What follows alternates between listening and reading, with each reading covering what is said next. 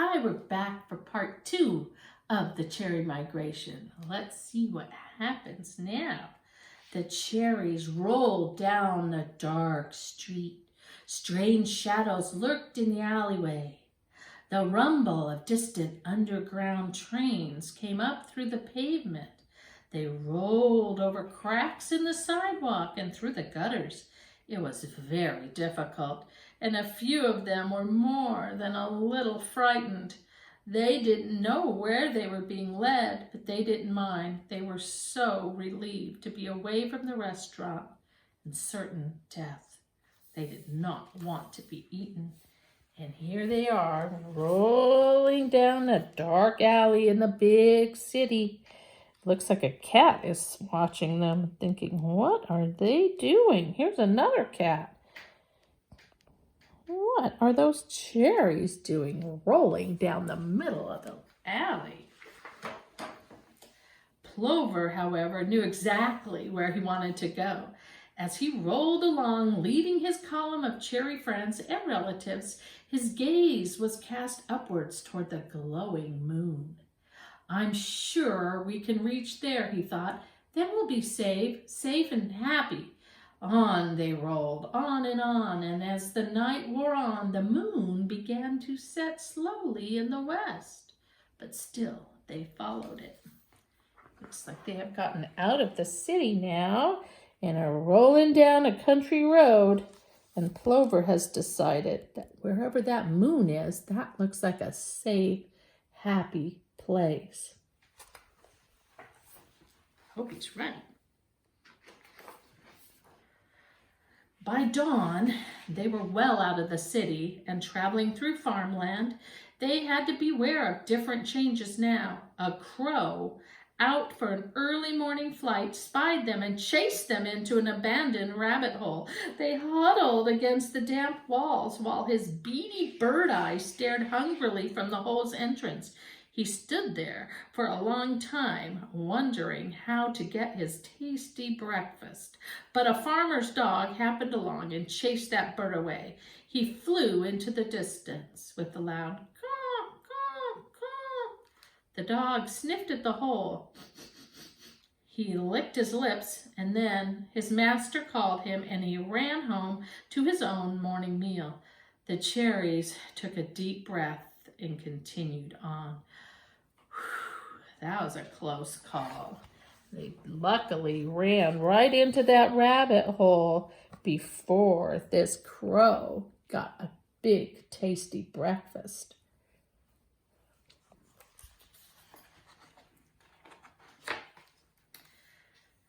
But still, they had to be careful.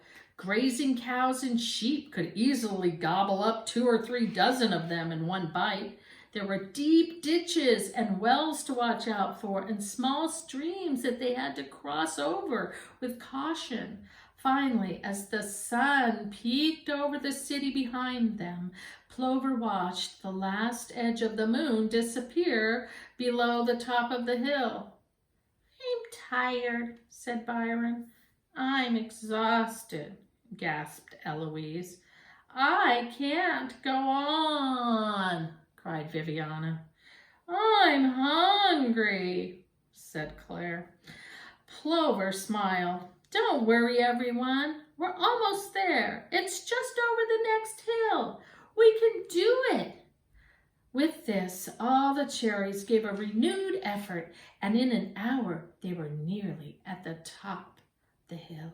Here we go, thought Plover. In a minute, we'll reach that beautiful glowing ball. Then we'll have a new home, a safe home. With their last bit of energy, the column of cherries rolled to the top of the hill, and 200 pairs of eyes looked hopefully ahead. Here's a picture of those cherries as they're going across the stream. That's not easy to do when you're a cherry. You could get stuck in the water and get thrown downstream, but those brave cherries just kept hopping from rock to rock. So now they've arrived at the top of a hill, and one of them says, "This is where we're going? What's so great about this? It's just a field."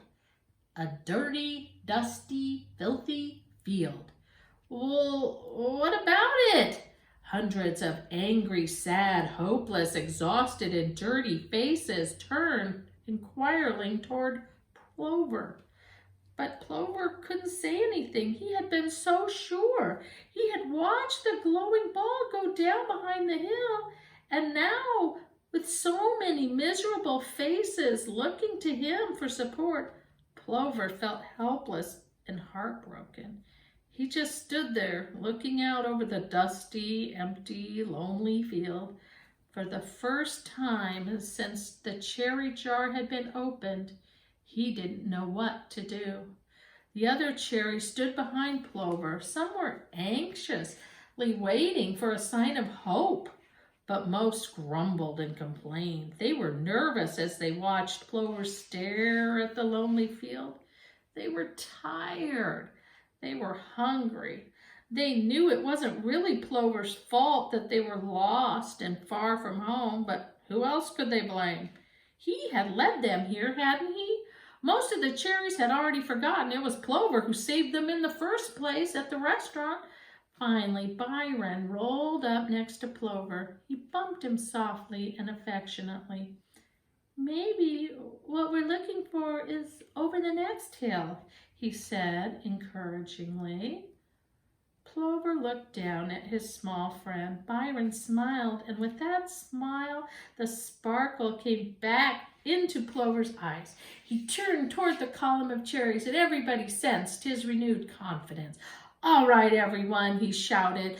"We'll rest here until nighttime, and then we'll proceed on. Cheer up. Don't be sad. At least we are far away from that terrible place." So he has decided not to give up yet, and they're all going to rest in the field. Looks like next to some cows. And then they'll go somewhere different. The cherries smiled. They felt that all hope was not lost, and they were glad to rest their tired bodies. They scattered out all over the hillside, and within a few minutes, they began to doze off. By dusk, nearly every cherry was fast asleep. However, distant memories of other happier times disturbed most of them. They rolled in their sleep, unaware of the source of their hazily colored dreams, dreams of yellow sunlight filtering through dark green, dreams of floating between the blue sky and the brown earth. The only cherry that wasn't asleep was Plover. He was too restless, and he couldn't tell why. When the sun had set and the land was covered in darkness, he rolled to the edge of the hill above the field. He gazed around, looking for the wonderful glowing ball, the moon, but there was no sight of it. Only stars sparkled in the black night. Plump red tears began to roll down his cheeks. It seemed they had been traveling for ages. He couldn't believe it was just yesterday that the cherry jar had first been opened. So much had happened. They had traveled so far. For what? There was nothing to show, except now they're in this empty, dusty field. He let everybody down. Sadly, he turned back toward his sleeping friends. How surprised he was to see the beautiful white ball was floating in the east. Through his tears, it danced and glowed and lit up the sky above. He didn't understand how it came to be, but it filled him with joy and hope to see the moon again. "I must wake everyone up," he thought. "We've got to get moving." But before he could speak, a haze passed over the moon, and he heard the leaves in the trees begin to murmur. "Oh, what's happening?" asked Byron.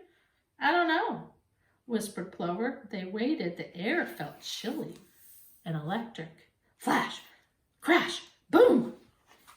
Well, just before that, they were all resting and sleeping comfortably in the field.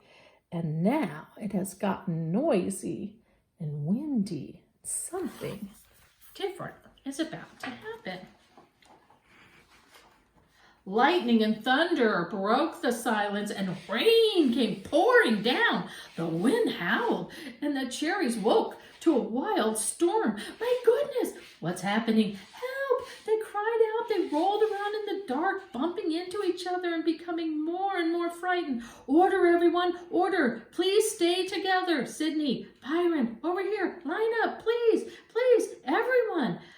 This is Plover talking, but the wind howled and the thunder crashed. Ba-boom, ba-boom, and the cherries could not hear him. The storm grew worse and worse, and soon the wind reached an incredible speed. The cherries couldn't stand against it. They were being pushed off the hill. Some even were picked up and flung through the air. Oh dear, cried Plover. What have I done? My friends, my poor friends. But soon he couldn't stand against the wind any longer either, and he was blown into the field below. Stunned and helpless, the cherries lay in the field, praying that the storm would end. They had not even energy or will enough to move from where they had landed in the wet soil. But it made no difference, for suddenly there was a loud noise, like the squishing of a giant sponge, and a huge portion of the hill came sliding down into the muddy grass and burying them beneath it forever. So now the dirt has come down on top of those cherries, and they're buried underneath it. The angry wind eventually blew the storm clouds away, and the moon shone brightly in the chilly night. The stars sparkled over the wet countryside. The moon was reflected in silver puddles that lit up the land. Other than the new layer of mud atop the field, not much else had changed. There was no sign of the cherries. Not one had escaped the landslide. Indeed, if it were not for this story, no one would have ever known that they were there. And here the storm has come and just pushed them all down the hill, and then they were buried by mud. And that's very, very sad. It is a long time since that cherry migration occurred, and I'm a very, very old man. I've told this story often, and many people have said that I should write it down so that others could hear of the brave cherries. So that is what I am doing. How do I know the story? Well, you see, I was paying attention after I opened the cherry jar that night long ago, and I did hear those cherries talking to each other. When the restaurant closed, I followed them all night long, and I saw them disappear under the mud in the storm. I was very unhappy after that, and I quit my job as a soda jerk. But I couldn't forget the cherries. For many years afterwards, I returned to the hill, and I thought how sad their story was. But now, as I write these words, I sit on that same hill with my back toward the great city in the eastern distance. Above me floats the silver ball of the moon in the clear night sky, and as I look ahead over the most beautiful cherry orchard I have ever seen, I'm not sure that it's a sad story after all. And here's the sad soda jerk who says it's not that sad of a story because all of those buried cherries have now grown into a beautiful cherry orchard, like a forest full of cherry trees. He kind of looks like G-Paw, doesn't he? And here's a picture of the moon. And those cherries have now become beautiful cherry trees. And that is the end of the cherry migration. Love you. Love you. Bye.